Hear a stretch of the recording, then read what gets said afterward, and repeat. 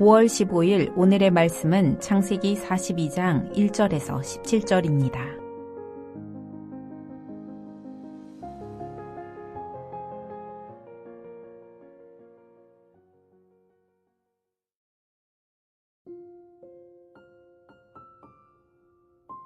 그때에 야곱이 애굽에 곡식이 있음을 보고 아들들에게 이르되 너희는 어찌하여 서로 바라보고만 있느냐. 야곱이 또 이르되 내가 들은즉 저 애굽에 곡식이 있다 하니 너희는 그리로 가서 거기서 우리를 위하여 사오라. 그러면 우리가 살고 죽지 아니하리라 하매 요셉의 형 10사람이 애굽에서 곡식을 사려고 내려갔으나 야곱이 요셉의 아우 베냐민은 그의 형들과 함께 보내지 아니하였으니 이는 그의 생각에 재난이 그에게 미칠까 두려워함이었더라. 이스라엘의 아들들이 양식 사러 간 자 중에 있으니 가나안 땅에 기근이 있음이라. 때에 요셉이 나라의 총리로서 그 땅 모든 백성에게 곡식을 팔더니 요셉의 형들이 와서 그 앞에서 땅에 엎드려 절하매 요셉이 보고 형들인 줄을 아나 모른 채 하고 엄한 소리로 그들에게 말하여 이르되 너희가 어디서 왔느냐. 그들이 이르되 곡물을 사려고 가나안에서 왔나이다. 요셉은 그의 형들을 알아보았으나 그들은 요셉을 알아보지 못하더라. 요셉이 그들에 대하여 꾼 꿈을 생각하고 그들에게 이르되 너희는 정탐꾼들이라. 이 나라의 틈을 엿보려고 왔느니라. 그들이 그에게 이르되 내 주여 아니니이다. 당신의 종들은 곡물을 사러 왔나이다. 우리는 다 한 사람의 아들들로서 확실한 자들이니 당신의 종들은 정탐꾼이 아니니이다. 요셉이 그들에게 이르되 아니라 너희가 이 나라의 틈을 엿보러 왔느니라. 그들이 이르되 당신의 종 우리들은 12형제로서 가나안 땅 한 사람의 아들들이라. 막내 아들은 오늘 아버지와 함께 있고 또 하나는 없어졌나이다. 요셉이 그들에게 이르되 내가 너희에게 이르기를 너희는 정탐꾼들이라 한 말이 이것이니라. 너희는 이같이 하여 너희 진실함을 증명할 것이라. 바로의 생명으로 맹세하노니 너희 막내 아우가 여기 오지 아니하면 너희가 여기서 나가지 못하리라. 너희 중 하나를 보내어 너희 아우를 데려오게 하고 너희는 갇히어 있으라. 내가 너희의 말을 시험하여 너희 중에 진실이 있는지 보리라. 바로의 생명으로 맹세하노니 그리하지 아니하면 너희는 과연 정탐꾼이니라 하고 그들을 다 함께 3일을 가두었더라. 창세기 42장 1절에서 17절 말씀을 함께 묵상하겠습니다. 바로가 꾸었던 꿈은 현실이 되었습니다. 온 땅에 기근이 심했습니다. 이는 야곱이 사는 땅 가나안 땅도 예외가 아니었습니다. 오늘 본문은 가나안 땅에 거주하는 야곱이 기근에 대처하는 내용으로 시작됩니다. 오늘 본문은 두 단락으로 나누어 생각해 보겠습니다. 첫째 단락은 1절에서 5절로 야곱이 아들들을 애굽으로 양식을 구하러 보내는 장면입니다. 야곱은 애굽에 곡식이 있음을 보고 가만히 있는 아들들을 향해서 곡식을 사가지고 오라고 합니다. 야곱의 가정은 많이 일그러진 가정으로 보입니다. 기근으로 인해 죽게 되었는데 11명의 아들들은 아무런 조치와 대책을 세우지 않습니다. 이 형제들이 동생을 노예로 팔 만큼의 문제가 있는 가정이었는데요. 야곱의 가정 안에 여전히 해결되지 않은 상처와 왜곡된 관계가 남아있음을 보여줍니다. 또 하나 이 가정에 문제가 여실히 드러나는 것은 야곱이 요셉의 아우 베냐민을 형들과 함께 보내지 않은 것입니다.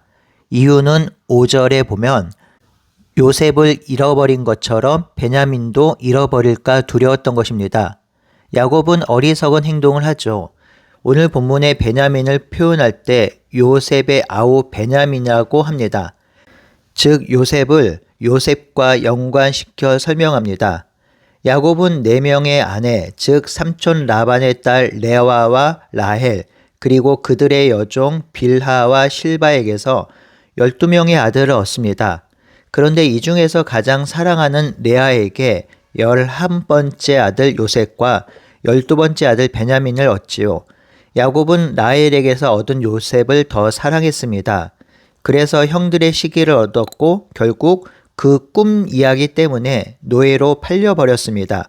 이 사실을 알지 못하는 야곱은 또 베냐민에 대한 각별한 사랑을 표현합니다. 다른 10명의 아들들은 애굽으로 보내면서 베냐민만은 보내지 않은 것이죠. 문제는 이런 편애와 왜곡된 사랑이 한순간의 감정으로 끝나지 않는다는 것입니다.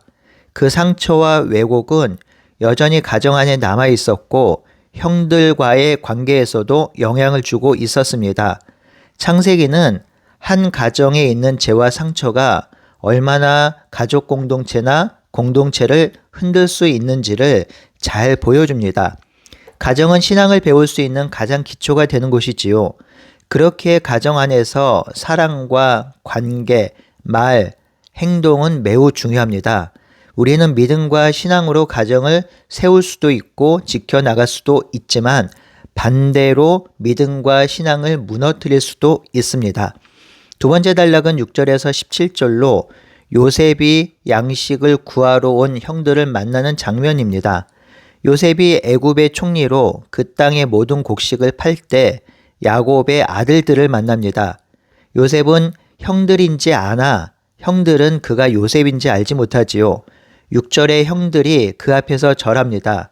이 절하는 것은 창세기 37장 10절의 꿈의 성취입니다. 이렇게 절하는 형들을 보자 9절의 요셉은 형들과 관련된 꿈을 생각합니다.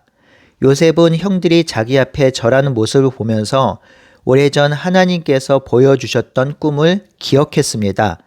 단순히 자신의 성공을 떠올린 것이 아니라 하나님께서 지금도 자신의 삶을 이끌고 계시며 지금도 이전에 약속하신 언약을 이루고 있음을 깨닫기 시작한 것입니다. 이 꿈을 깨닫기 시작한 요셉은 형들을 정탐꾼으로 몰아세우고 애굽에 어떻게 왔는지 자세히 묻습니다.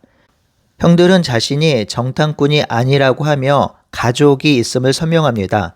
우리는 다 한 사람의 아들입니다. 하지만 요셉은 이 나라를 엿보러 왔다고 다그치지요. 형들은 좀 더 자세히 가족을 설명합니다. 우리들은 12형제로 가나안 땅 한 사람의 아들입니다. 아들 하나는 아버지와 함께 있고 아들 하나는 없어졌습니다. 요셉은 형들에게 그들의 말이 진실함을 증명하라고 막내 아우를 데려오라고 하면서 3일을 가둡니다. 우리는 이 단락에서 두 가지 정도 중요한 적용점을 찾을 수 있습니다. 첫 번째로 생각할 것은 요셉의 행동입니다. 요셉이 왜 형들에게 자신을 드러내지 않았을까요?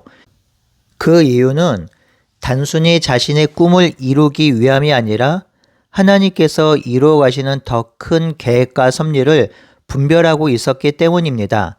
그 꿈은 창세기 37장 5절에서 11절에 기록된 꿈이죠. 자신이 묶은 곡식단은 일어서고 형들이 묶은 곡식단은 물러서 절하였습니다. 또 꿈을 꾸는데 해와 달과 11별이 요셉에게 절한 꿈입니다. 요셉은 이 꿈을 잊지 않고 있었습니다. 꿈을 꾼 지 20년이 흘렀지만 그는 그 꿈을 기억하고 있습니다. 하나님께서 반드시 자신의 뜻과 약속을 이루실 것들을 소망하고 있었지요. 그 꿈 때문에 아직 자신을 드러내지 않았습니다. 또한 요셉은 인간적인 보복을 하지 않습니다. 그 형들의 극단적인 악행으로 인해 얼마나 고통 속에 있었나요? 얼마나 요셉이 힘든 시간을 보내었나요? 아마도 일반적인 경우라면 외로움과 두려움 그리고 배반감으로 그것이 분노로 변하여 형들을 감옥에 보냈는지도 모릅니다. 하지만 이때 꿈을 생각했습니다.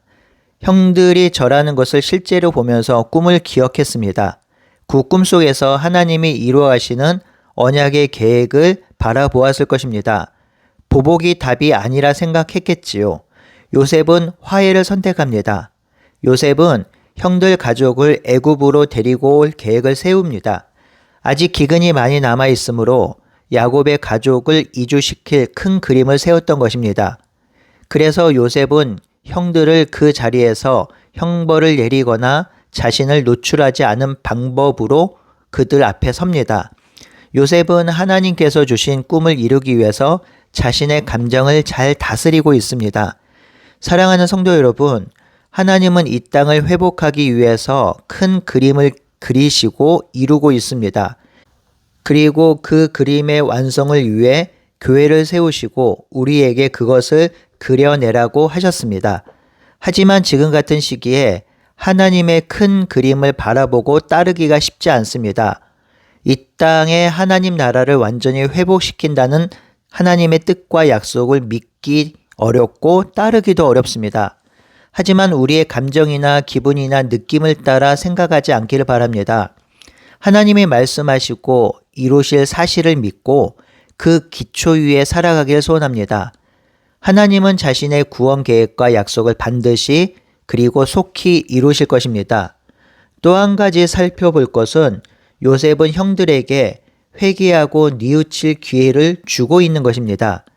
요셉이 너희가 정탐꾼이라고 질문했을 때 형들이 두 번이나 반복해서 말하는 것이 11절과 12절인데요. 우리는 한 형제라는 것입니다. 한 형제로서 정탐꾼이 아니라고 말합니다. 한 형제라고 말하는데 사실 여기에는 요셉도 포함되는 것이지요. 없어진 그도 한 형제라고 그들이 스스로 말하고 있는 것입니다. 이 형제들의 말은 그들 자신을 돌아보게 했을 것입니다. 한 형제인데 어떻게 동생을 팔아버릴 수 있을까요? 한 형제인데 동생을 팔아버리고 어떻게 두 다리를 펴고 살 수 있을까요? 요셉은 10명의 형들을 감옥에 가둡니다. 이 감옥에 있는 동안에 이 형들은 참으로 많은 생각을 했을 것입니다. 왜냐하면 그 다음 본문에 보면 요셉을 팔아버렸기 때문에 우리가 이 일을 당할 수도 있다고 스스로 말하고 있기 때문입니다. 칼빈은 요셉이 이 일을 이렇게 꾸민 것은 형들이 진심으로 회개했는지를 알아보기 위해서라고 설명합니다. 요셉은 형들을 벌주고 관계를 깨뜨리는 것이 꿈의 최종 목적이 아님을 알았습니다. 그리고 형들과의 관계가 화해의 단계로 나아가야 함을 알았습니다. 하나님이 주신 꿈은 죄의 회개를 통해 진정한 화해로부터 시작되는 것이지요. 또한 이것은 죄인을 오래 참으시는 회개로 부르시는 하나님의 모습을 보여주기도 합니다. 하나님은 우리를 정죄로 끝내지 않으시고 회개와 화해의 자리로 우리를 부르시는 분이시지요. 이 화해는 단회적이거나 한순간에 이루어지지 않습니다. 시간이 걸리며 인내가 필요하지요. 우리 교회가 그리고 우리 서로가 갈등과 단절이 있다면 죄를 뉘우치고 화해의 길로 나아가야 합니다. 쉽지 않은 일이죠. 아주 어렵고 충분히 어렵습니다. 시간도 걸릴 것입니다. 하지만 중요한 것은 화해를 포기하지 않는 마음입니다.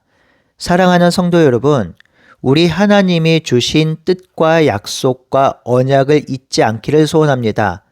그 언약을 잊지 않으므로 포기하지 않고 그 언약을 이루며 살아가기를 소망합시다. 시간이 걸리고 더디 이루어질 것처럼 보여도 하나님의 말씀과 언약은 반드시 이루어질 것입니다. 하나님은 깨어진 관계 속에서도 언약의 역사를 포기하지 않으셨지요. 그 언약과 약속을 소망하며 오늘 하루도 승리하는 저와 여러분들이 되시기를 간절히 바라고 소원합니다. 함께 기도합니다. 하나님, 하나님께서 약속하신 것을 이루실 때에 요셉이 서 있습니다. 이때 요셉은 자신의 감정대로 행동하지 않고 하나님의 뜻을 분별하며 행동합니다. 형들이 뉘우치고 돌이킬 기회를 제공하고 있습니다. 힘들고 어려운 순간이 주마등처럼 지나갔겠지만 요셉은 자신의 감정 때문에 그 일을 그르치지 않습니다. 하나님, 우리에게도 하나님의 지혜와 하나님의 인내하심을 보여주시고 우리도 하나님의 지혜와 인내 속에서 하나님의 뜻을 이루어갈 수 있도록 인도해 주시옵소서. 살아계신 예수님의 이름으로 기도드리옵나이다. 아멘.